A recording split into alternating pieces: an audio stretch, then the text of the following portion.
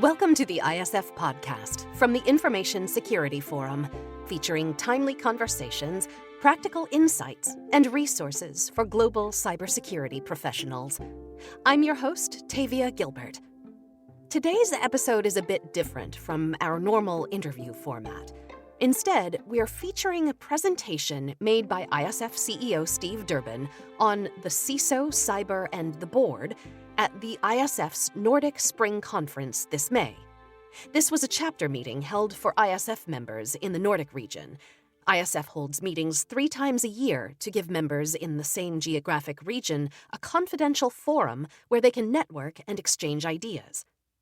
In his presentation, Steve addresses the 5 areas where he believes CISOs need to focus in 2022.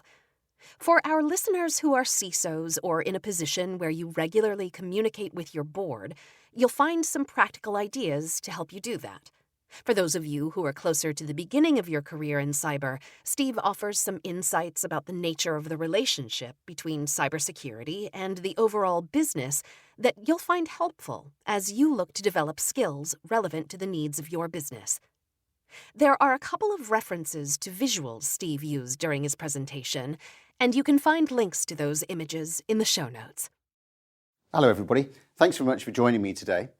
What I'm going to cover is 3 key areas. I want to talk a little bit about the way that cyber has been evolving over the past 12 months and look forward a little bit too, so that we've got a perspective over the coming 12 and 18 months. I really want to talk about what that means for the Chief Information Security Officer and particularly the CISO's security teams. And then finally, I want to position that within the context of business and what that means from a board standpoint. So let's start by taking a look at really what's been going on in the cyberspace. And really, I use the pandemic as the starting point for that. Why? Well, the pandemic really changed a significant number of things. We'd already started down a road of digital transformation, but what happened during the pandemic was everything was accelerated. So we moved significantly, we needed to, into a much more digital environment. Now, from a security standpoint, that presented us with some real challenges. Hybrid working is all well and good from the business perspective, but from a security standpoint, what we had to do was cope with the fact that we suddenly had people in environments that we didn't really understand. We had no idea what Wi-Fi connections were like. We had no idea perhaps what equipment was being used, who might be using it at any one point in time, particularly in homes. So this notion of security around unprotected devices, unprotected connections, and the impact that has on insider threat alone, really, I think, caused a lot of security departments to have to sit back and think about how they were going to reformat the way in which they worked with people accessing their systems from what was actually all around the world. At the same time, a lot of organizations continued with their rollouts. So it was an opportunity to really accelerate the move towards the cloud. From an ISF standpoint, we've talked a lot, of course, about things like edge computing. We've talked a lot about supply chains, how to work with them and how to really secure data as it transits through what is a fairly complex web now of the internet in all different parts of the world. And then we had to deal again with things like 5G, which was being rolled out. If I talk to a lot of multinational organizations, the very large ones that are within the ISF membership, some of them already moved quite quickly into that 5G space. And of course, as always, for every piece of technology that is used by the good guys, the criminals themselves, the threat actors, also have access to that. So the whole environment for cyber changed very, very quickly in a very, very short space of time. Now, the benefit of all of this, of course, is that from a security perspective, we really did have to become very much more agile. We had to work very much more effectively and efficiently with not just our own business, but also, as I mentioned before, third parties and suppliers. So for me, the pandemic really contributed to moving forward the way in which security was viewed, not just within the business, but just generally as well. And that's a theme, I think, that we'll see continuing over the next 12 to 18 months. But of course, we've also seen significant amount of cyber attacks. And that in itself has had I think, what I would describe as being very positive impact. And people may think that's a little strange, but it's had a very positive impact on the way in which security is being viewed. Now you can see on the screen there a number of different attacks. Some of them I would call quite traditional. So the ones we're used to seeing where, a significant amount of data has been lost. But what does that mean for me? Well, if my data hasn't been caught up in it, probably not a lot. But the two things that I would draw your attention to are Colonial Pipeline, and JBS.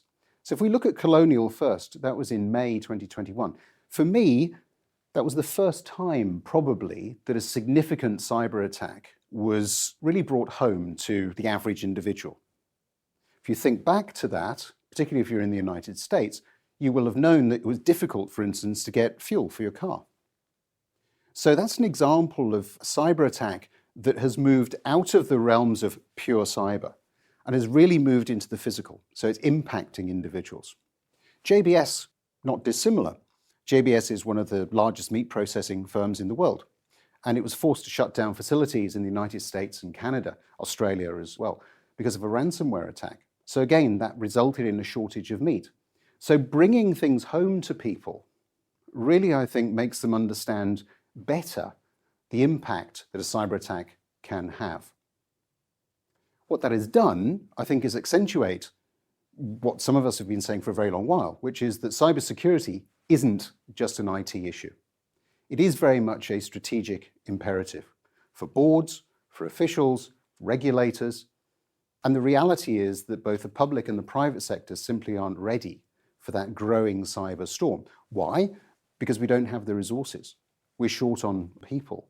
How do we focus into the areas that we need to be focusing in order to better, I suppose, align security with the direction that business is heading?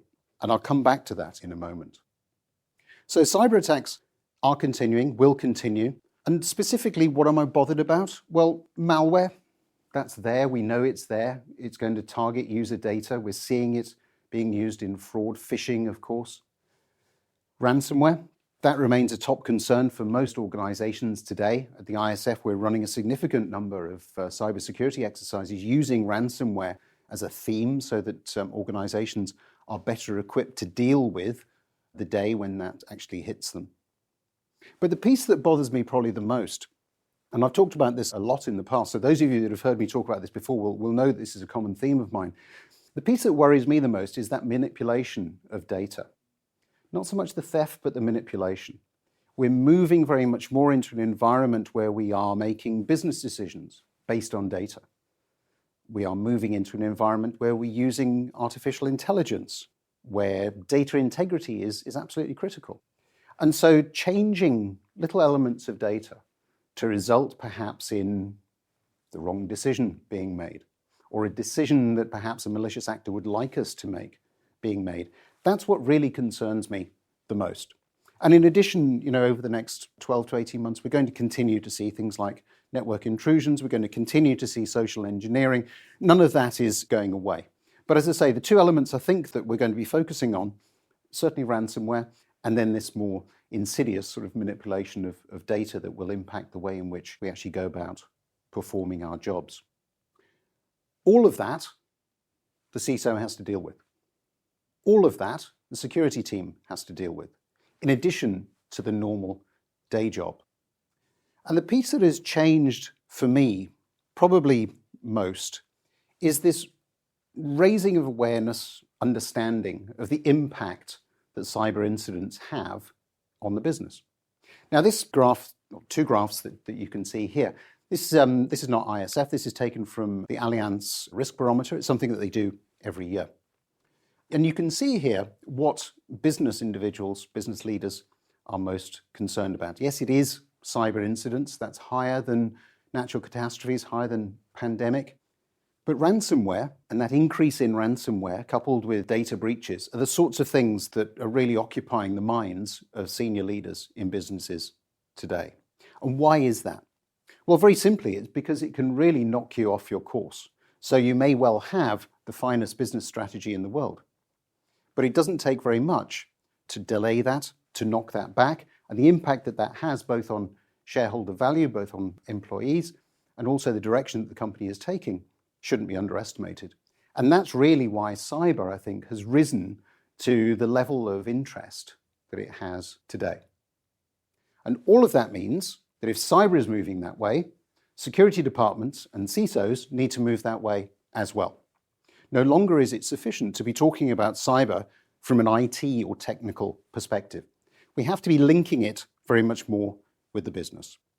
So going forward, what does that mean? Well, it means that we're going to have to create business-based security strategies.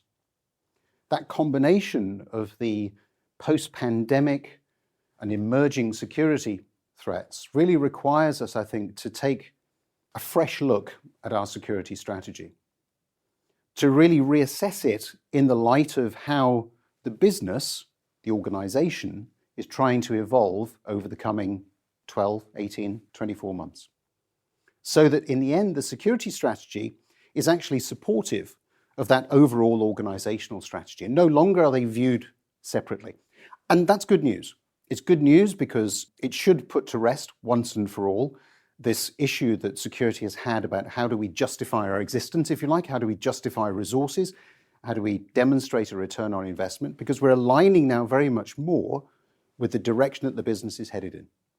So if we're looking to expand into a new geography, security should be involved in that. No longer is it viewed as a security cost.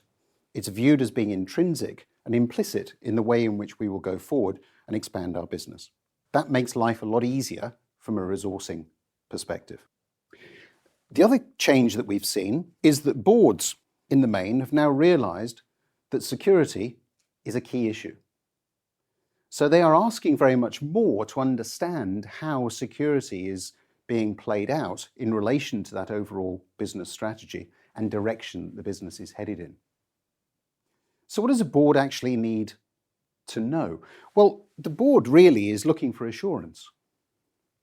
It's looking for assurance that the organization is prepared for the next crisis, whatever that might look like. It could be COVID, it could be a cyber attack, it could be anything. But there's a degree of expectation that people will have worked through some of those issues. So come the next unexpected crisis, the organization is at least prepared and able to respond appropriately. The second thing that they're assuming and looking for assurance on is what we've called here situational awareness, an understanding of our own internal weak spots, what we do well, what we don't do quite so well, where our data is, how it's being shared, how many third parties are we working with, what's the risk profile across the overall organization. So that general understanding of the organizational landscape, which is much easier to say than to actually do, because we don't have nice, neatly packaged up organizations anymore. They're spread across multiple geographies. They're spread across multiple different vendors and providers. The third thing they're looking for, and I hear this a lot in the work that I do with boards all around the world, is there is a lack of understanding, a little bit of puzzlement, if you like, in the boardroom as to why it is so difficult to implement basic cyber protection measures. There's an assumption that that's what's going on, but the board increasingly needs assurance that that is taking place.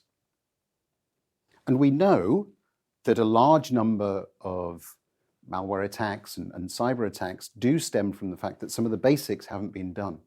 So they will ask you questions, if you're a CISO, around whether or not you have carried out some of those basic cyber protection measures. Have you updated, for instance, software? Where do we stand in terms of things like virus checking? So really down in the weeds, and probably for some people listening to this, they'll be looking at it and saying, well, actually, I don't know whether I'd want to ask that question. I don't know whether I'd understand the answer to it. But it will be couched in a slightly different way under this cyber protection measure. And what they're not expecting you to do is to come back and demonstrate it with all sorts of KPIs and KRIs and what have you. They may ask you for a benchmark. So they may ask, how are we performing against other organizations in our sector, in our geography, in our size? So be prepared really to provide that level of assurance. The fourth thing that they're really after is assurance that information risk management methods are being applied. What does that actually mean? Well, this goes back to the dependence, the increased dependence that we're seeing on data, on information. How are we handling it? Who's handling it? Where are we handling it? Do we know where it is? Do we know that it's protected to the level that we want it to be protected at each stage of the life cycle? And what degree of risk are we comfortable with? The board is responsible for risk, sets the risk appetite. And so it does want assurance that we're using the right information risk methods. Now that might be, again, if you're an ISF member, something like IRAM, qualitative risk assessment methodology. It might be KIRA, a quantitative information risk assessment methodology. For me, it doesn't actually matter which one you use. The point is that you're using a risk management approach that gives you the information to be able to convey to the business that says, yes, we understand our risks, we understand how we're dealing with them, we understand how that fits in with the risk appetite that the board has set, and we can report on that. And then the final thing that the board is looking for is good practice. Good practice, particularly as it applies to information security governance and information risk management governance. The board's role has always been around governance. This is an area that they really understand. And so they do want to, I suppose, be comfortable that the latest practices are being applied. So when you talk to a board, and some people will get maybe 40 minutes in a board meeting every, 6 months? Some people will get less than that. But when you talk to a board member, those are the sorts of key points that are probably going to be top of mind. And what's the benefit? Well, by increasing engagement, the board's role in the management of risk is significantly enhanced. What you begin to find is a higher degree of engagement, a higher degree of understanding. They begin to understand better why security plays the role that it does in protecting information across the organization. By doing that, they feel better informed about decisions that you would like them to make regarding information risk. And so with all of this change that is going on, with all of the speed at which technology is moving and the way that businesses have to respond to that, with all of the workload that security departments are having to deal with, this is probably one of the, I would say, easier areas to focus on. Because if we can get our boards and our senior leaders on side from the business standpoint, we're better equipped to be able to get the resourcing and the support that's required to enable a stronger security strategy and stronger security implementation across the business. And what does a breach feel like? Because that's a question that I'm asked as well. Well, it feels probably like something you've never been through before. It means that suddenly you don't have a point of reference. And so all that I've just been talking about is in preparation for the day when your systems are no longer available, when you don't have access to data. Some interesting anecdotes here. The CEO who believed that if there was a ransomware attack, all that the security department had to do was go out and buy more laptops.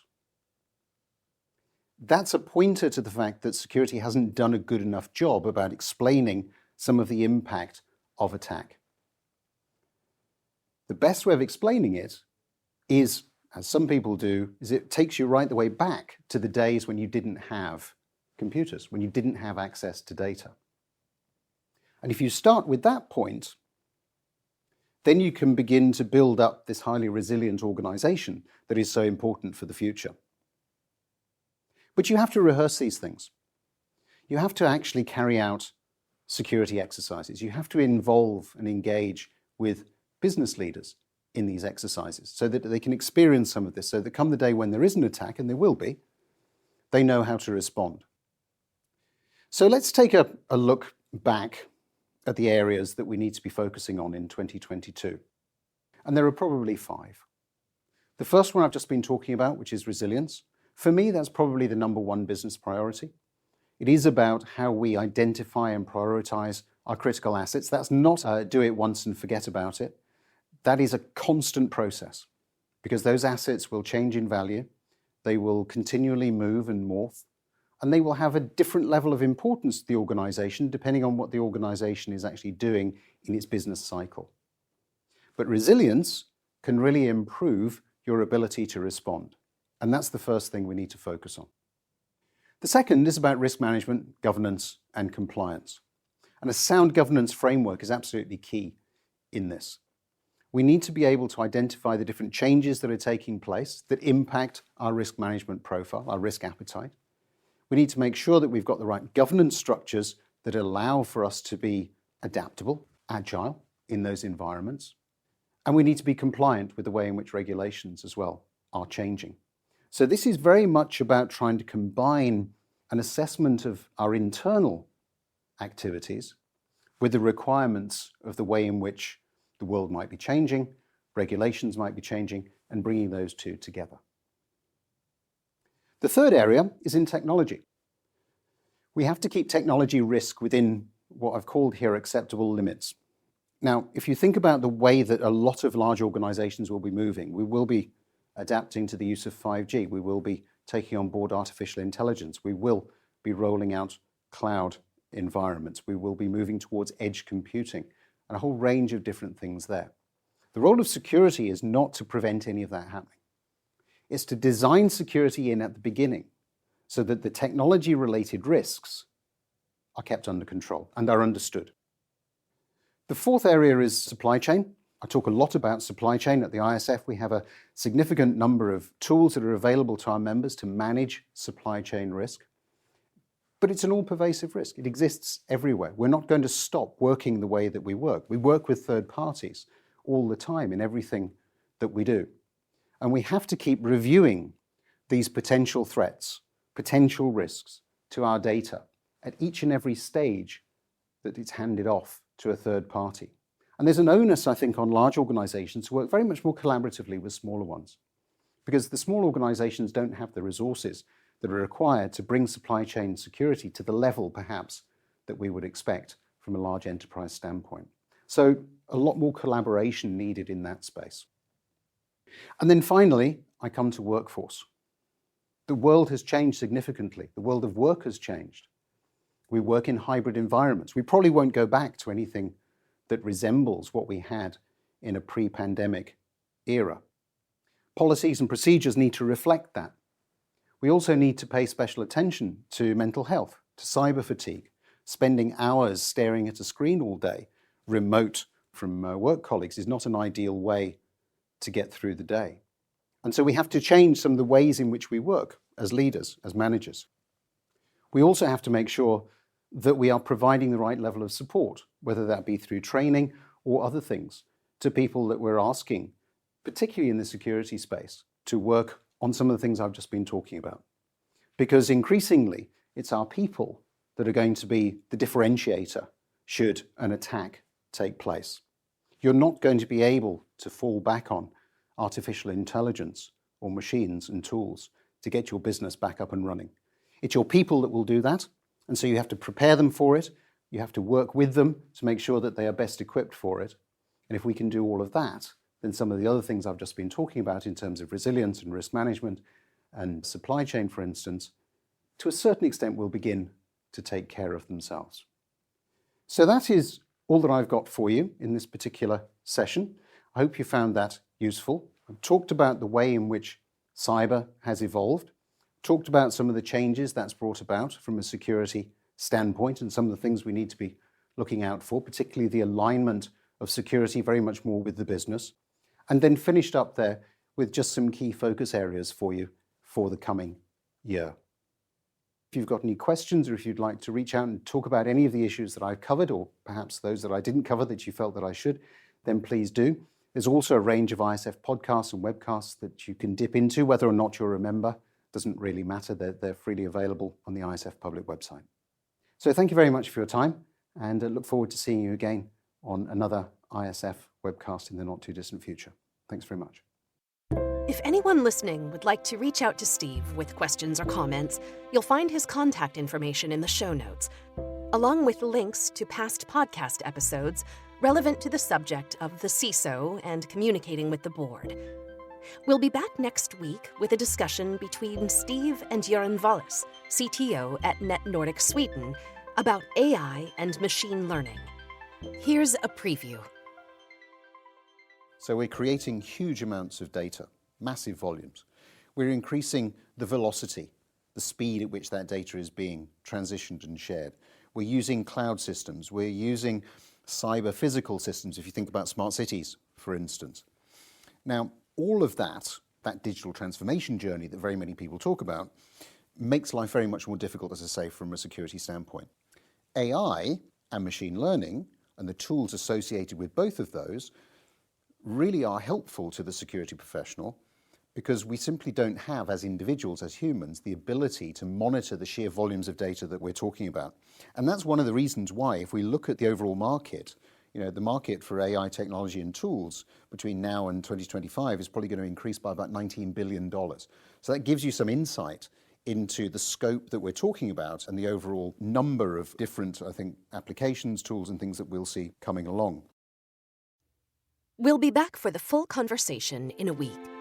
In the meantime, as always, we ask that you take 10 seconds to pull up this podcast on whatever device you're listening and give us a 5-star rating. And if you have a minute more, write a short review. That helps other listeners who might enjoy our content find us.